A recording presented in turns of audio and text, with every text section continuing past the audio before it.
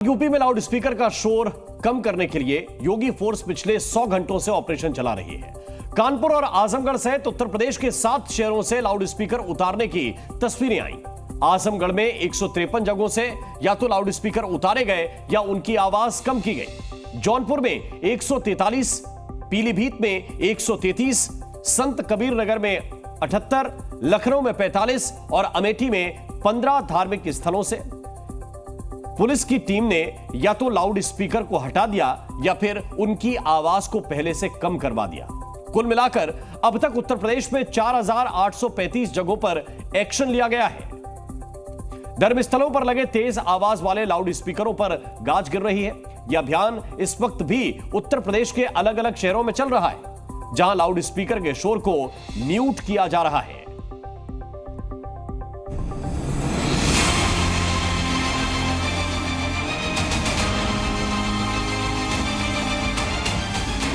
सौ घंटे में यूपी की कितनी मस्जिदों से उतरा लाउड स्पीकर? जितने भी बड़े बड़े माइक लगे हुए कानों पर वे सब उतार करके रख दिए गए हैं। यूपी में पिछले 100 घंटों में लाउड आवाज को खामोश करने का ऑपरेशन चला। एक दो नहीं, 4800 से ज्यादा धर्मस्थलों से तेज आवाज वाले स्पीकर हटाए गए। कई जगहों पर मौलाना और भाईजान ने पहले ही अपना स्पीकर उतार लिया। कुछ जगहों पर पुलिस के ऑर्डर पर उतारा गया और बाकी जगहों पर खबर का असर होते ही लाउड स्पीकर आसमान से जमीन पर आने लगे। 5 दिसंबर को जिस अभियान की शुरुआत हुई वो 8 दिसंबर तक चल रहा है। करीब 100 घंटे बीत चुके हैं और यूपी के कई शहर ऐसे हैं जहां कई बार एंटी लाउड स्पीकर मुहिम चलाई गई। कानपुर में पुलिस की 5 टीमों ने मिलकर 54 धर्मस्थलों से लाउड स्पीकर हटाया। जहां नियमों के खिलाफ लाउड स्पीकर लगे थे वहां मौके पर ही एक्शन लिया गया। पुलिस को किसी मस्जिद से लाउड स्पीकर उतरवाने का, किसी गुरुद्वारे चर्च से लाउड स्पीकर उतरवाने का अधिकार नहीं। ये कार्रवाई, पुलिसियाई कार्रवाई अवैधानिक है, कानून विरुद्ध है। ऐसा लगता है इस कार्रवाई के पीछे पुलिस की वर्दी में बजरंग दल के लोग शामिल हैं। ये मतलब सरकार गलत कर रही है।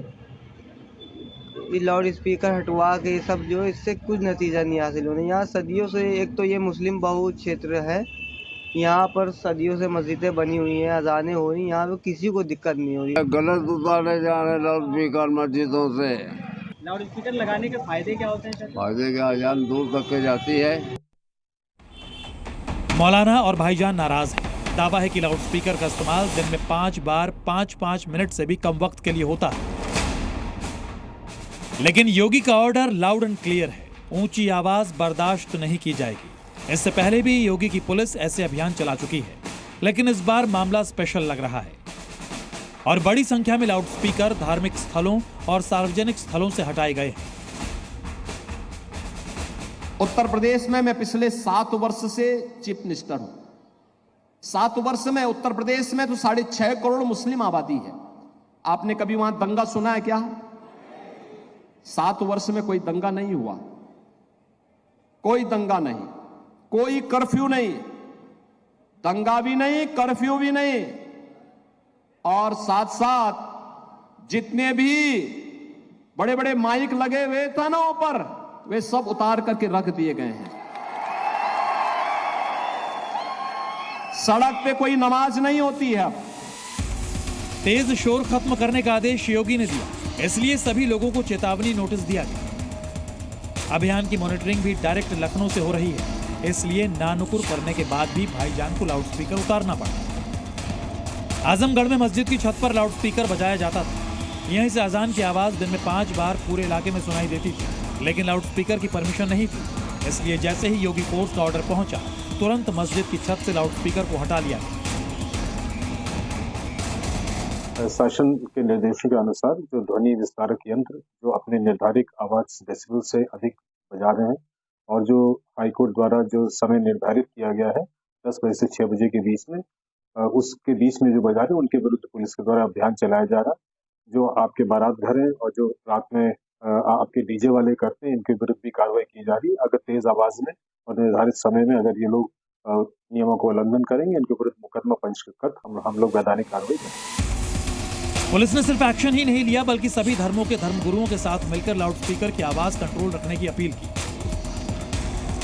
ऐसा नहीं है कि योगी की टीम ने सिर्फ मस्जिदों का लाउडस्पीकर उतारा, आजमगढ़ में मंदिरों से भी स्पीकर उतारे गए, यानी बिना किसी भेदभाव के जिस धर्मस्थल में भी आवाज ऊंची थी वहां पर कार्रवाई थी। इसी तरह चित्रकूट में भी मंदिरों के लाउडस्पीकर की आवाज धीमी की गई तो जनता ने योगी के ऑर्डर का साथ दिया।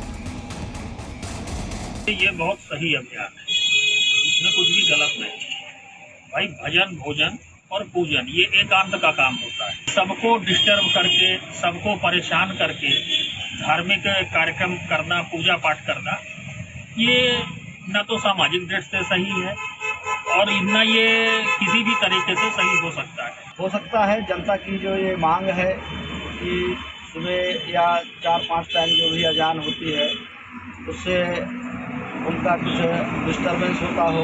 किसी भी धर्म में ऐसा नहीं होना चाहिए कि हमारी वजह से किसी को तकलीफ हो। यूपी के बाद लाउडस्पीकर को मध्य प्रदेश में भी आवाज कम करने का ऑर्डर दिया गया है।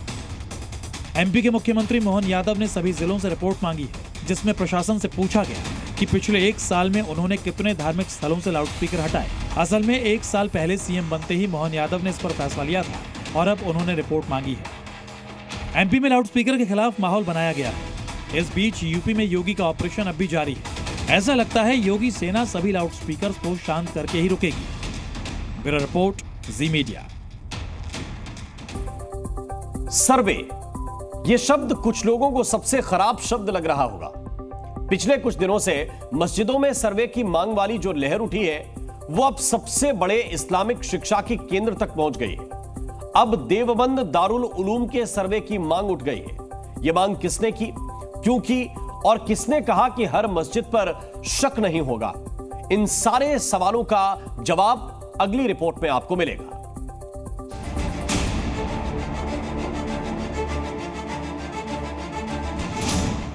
संभल के बाद अटाला की मस्जिद, अगला नंबर देवबंद का। यह देवबंद है, पश्चिमी यूपी के सहारनपुर जिले में मौजूद देवबंद का दारुल उलूम। इस्लामिक शिक्षा का यह केंद्र दुनिया में अपनी पहचान रखता है। दारुल उलूम में इस्लामिक शिक्षा के लिए देश से ही नहीं विदेशों से भी छात्र आते हैं। अब इस देवबंद के दारुल उलूम के सर्वे की मांग होने लगी है और ऐसी मांग की है विवादित बयानों के लिए सुर्खियों में रहने वाली हिंदूवादी महिला नेता साध्वी प्राची ने। यहाँ जो देवबंद जो मस्जिद है उसकी सर्वे होनी चाहिए, यहाँ भी खुदाई होनी चाहिए। देवबंद में भी मस्जिद है ना, बड़ी मस्जिद है भाई। हाँ तो दारुल उलूम की भी खुदाई होनी चाहिए, यहाँ सर्वे भी होना चाहिए। साध्वी प्राची ने सिर्फ इस आधार पर दारुल उलूम के सर्वे की मांग कर दी है क्योंकि काशी की ज्ञानवापी और संभल की जामा मस्जिद के सर्वे में हिंदू प्रतीक चिन्ह मिलने का दावा किया गया है। दारुल उलूम देवबंद में अब से पहले ना तो किसी ने मंदिर होने का दावा किया है और ना ही इससे जुड़ा कोई मामला कोर्ट में।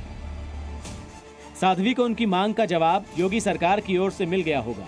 साध्वी प्राची की मांग ऐसी है, जाहिर है उससे मुस्लिमों में गुस्सा तो बढ़ना था। जांच होती है और करवा लें अच्छे से, कोई दिक्कत नहीं है। इससे करवाना चाहिए, पूरे देश नहीं वो करवाना चाहिए, करवा लें, कोई हर्ज नहीं। अजमेर शरीफ जहाँ सारे मज़ाहिब के लोग जाके माथा टेकते हैं, सब लोग जाकर के वहाँ पर अपना फूल चढ़ाते हैं और चादर चढ़ाते हैं, वहाँ के बारे में लोग बोल रहे हैं।